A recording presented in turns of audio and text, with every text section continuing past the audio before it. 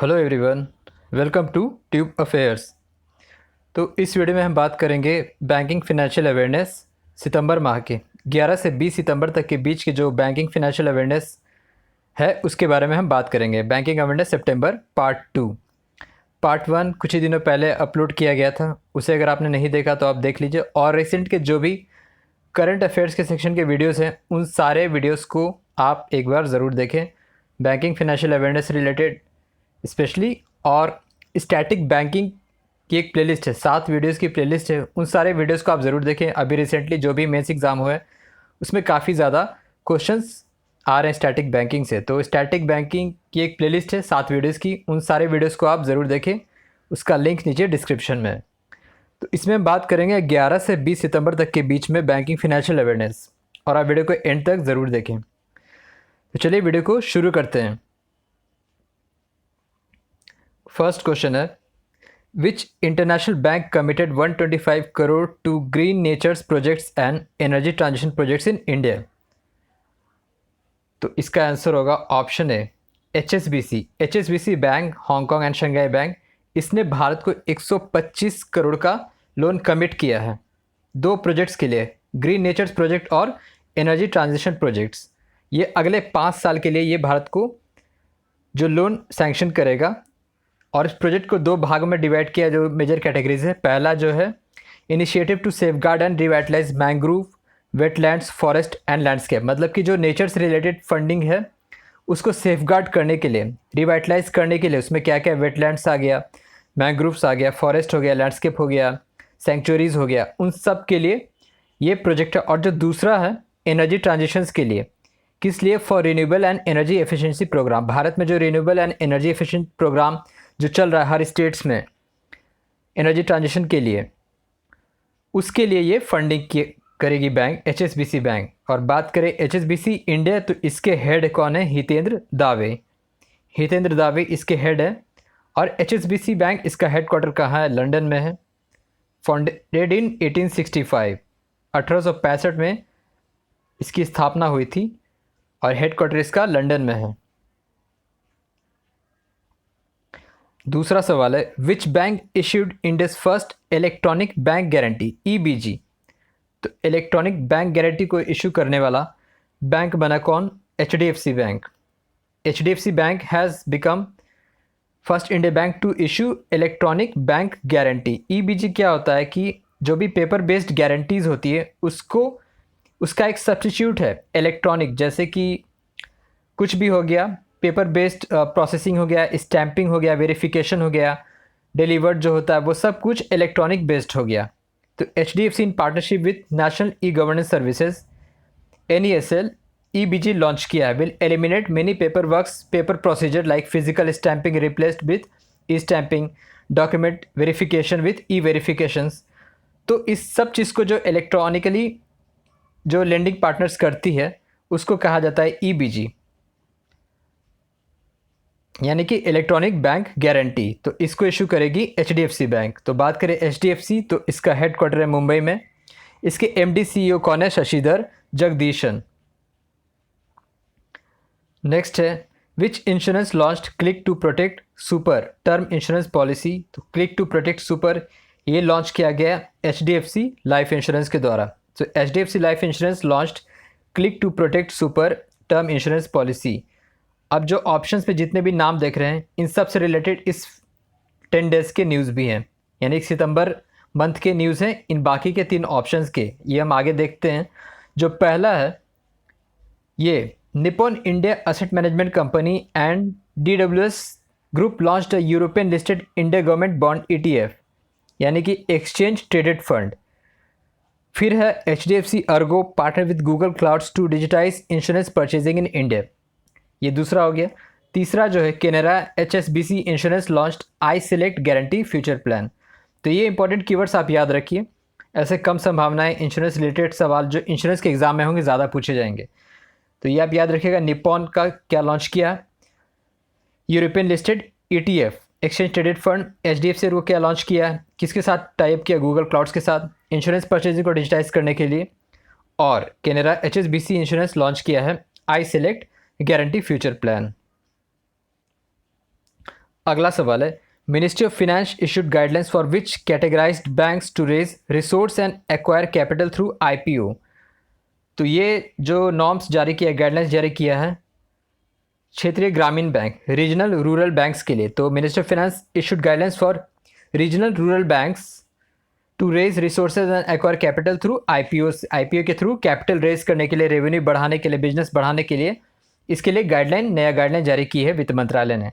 Ministry of finance issued guidelines for RRBs to acquire capital through right issues, private placement with investors, large banks and insurance firms through IPOs. इससे अपना business, revenue और capital को बढ़ाने के लिए इसने guideline जारी किया है क्षेत्रीय ग्रामीण बैंक के द्वारा। इसका जो स्टैटिक हिस्सा वो ये देख लेते हैं, जो क्षेत्रीय ग्रामीण बैंक है इसके ओनरशिप 3 के पास होती है, गवर्नमेंट ऑफ इंडिया के पास, स्टेट गवर्नमेंट और स्पॉन्सर बैंक।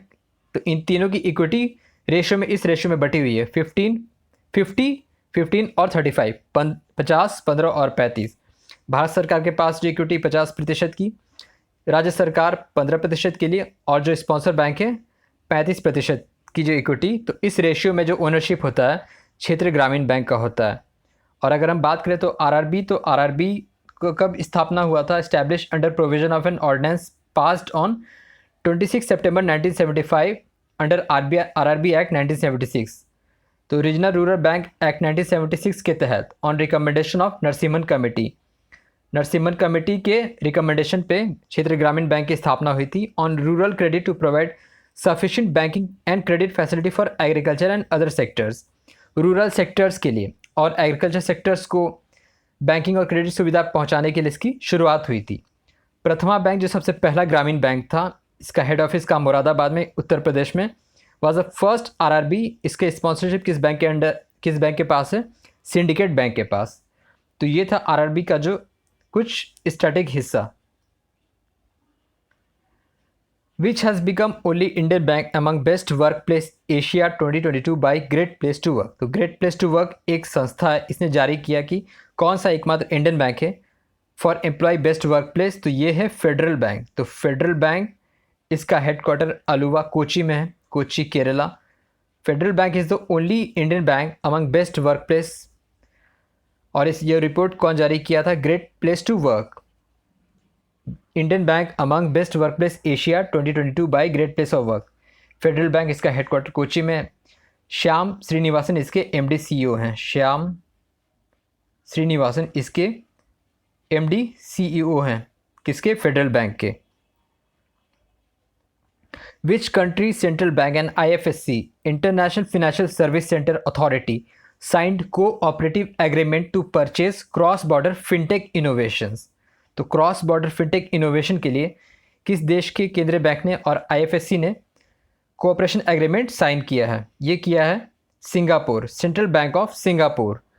तो सेंट्रल बैंक ऑफ सिंगापुर के साथ आईएफएससी ने साइन किया कोऑपरेशन एग्रीमेंट। आईएफएससी क्या है? International financial service centre authority, IFSC. और इंडिया का जो पहला आईएफएससी है ये कहाँ है? गांधीनगर में है। Gift city Gujarat international fintech city Gandhinagar, Gandhinagar में है ये इंडिया का पहला आईएफएससी सेंटर, गिफ्ट सिटी में। बात करें सिंगापुर, तो इंडिया का जो टॉप एफडीआई कंट्री सप्लायर है वो है Singapore. Singapore is on ranking number 1 as the top FDI contributor to India. तो भारत में जो एफडीआई कंट्रीब्यूशन है सिंगापुर के तरफ से वो है 27%, 27%। दूसरे नंबर पर है यूएसए। यूएसए का कितना है? 17%। मॉरिशस का कितना है? अप्रॉक्स 16% मॉरिशस का। चौथे नंबर पे नीदरलैंड और 5वें पे है स्विट्ज़रलैंड। और बात करें सिंगापुर, तो सिंगापुर की करेंसी क्या? Singapore dollar. और वैल्यूएशन अगर कंपैरिजन किया जाए इंडियन रुपी में तो 57.83 अभी है। Indian rupee is equal to 1 Singapore dollar. तो ये चीज़ आप याद रखिए, क्योंकि इंडिया का टॉप एफडीआई सप्लायर है तो आपको करेंसी और वैल्यूएशन भी मालूम होना चाहिए। SBI foundation and WWF India partnered for which species for transboundary conservation? Wildlife Welfare Fund India, Fund for Nature India WWF और SBI फाउंडेशन ने किस स्पीसीज़ के लिए, किस स्पीसीज़ के ट्रांस बाउंड्री कंजर्वेशन के लिए टाइप किया है? ये है रेड पांडा। रेड पांडा जो हिमालयन स्टेट्स में पाया जाता है ज़्यादा, सिक्किम में, और कुछ हिस्से जो हैं नॉर्थ ईस्ट और इधर हिमालयन स्टेट्स में पाए जाते हैं रेड पांडा। तो इसके कंजर्वेशन के लिए, इसको कंजर्व करने के लिए एसबीआई फाउंडेशन और WWF इंडिया ने पार्टनरशिप किया है। Wild life fund of India, world wild life fund India, तो रेड पांडा के लिए इसने टाइप किया है फॉर ट्रांस बाउंड्री कंजर्वेशन के लिए। कुछ वन लाइनर से देख लेते हैं हम। Smart flexi protect solution health cover launched by Max Life insurance. Ministry of finance constituted 6-member committee to boost investment in venture capital private equity, और ये committee headed by M Damodaran, former SEBI chairman. The rank of Indian global crypto adoption index, 4th rank, चौथे rank पे Bharat global crypto adoption index में। Top पे Vietnam, second पे Philippines, third पे Ukraine. चौथा point है प्रलय Mandal appointed MD CEO of which bank, CSB bank, Catholic and Syrian Bank. Last point है which bank partner with Remitly, जो कि US बेस्ड है, for secure and easy remittance to India, SBI, State Bank of India. तो ये कुछ वन लाइनर से, ये भी उतना ही इंपॉर्टेंट है, लेकिन इसमें कुछ एक्सप्लेनेशन की ज़रूरत नहीं है। तो ये था सितंबर 10 से 20 तक के बीच का बैंकिंग फाइनेंशियल अवेयरनेस, और आप बाकी के वीडियोस प्लेलिस्ट में जाके ज़रूर देखें। So thank you very much for watching the video. Thank you.